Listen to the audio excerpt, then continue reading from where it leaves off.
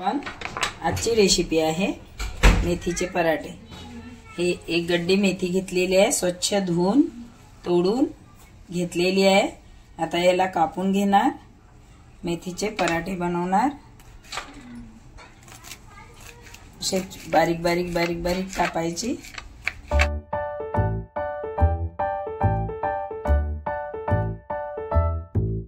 कापून झालेली आहे। एक बाउल पीठ घेतलेलं आहे गव्हाचं, हे पीठ घालत आहे मी। बेसन घेतलेलं आहे अर्धी वाटी। एक चम्मच जिरं घातलेलं आहे, चम्मच धने पावडर,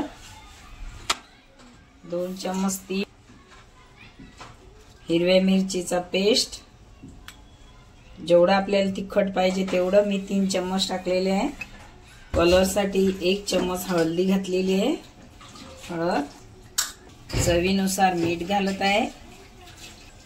छोटा चम्मच हिंग घातलेला आहे, चम्मच लसूण अद्रकचा पेस्ट घातलेला आहे। असं मिश्रण करून घेत आहे। यामध्ये पाणी घालत आहे। तवा गॅसवरती ठेवलेला आहे, याला पूर्ण तेल पसरवून घेतलेला आहे। आटा मस्त स्मूथ झालेला आहे। असे एवढाला छोटे छोटे डो घ्यायचे। मेथीची भाजी घेतलेली आहे, असा मस्त पराठा बनवायचा आणि पराठा तयार झालेला आहे।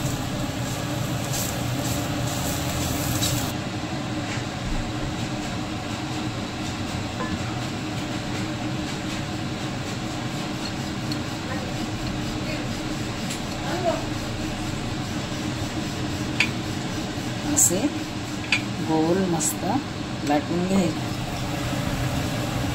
थोडं तेल घालायचं,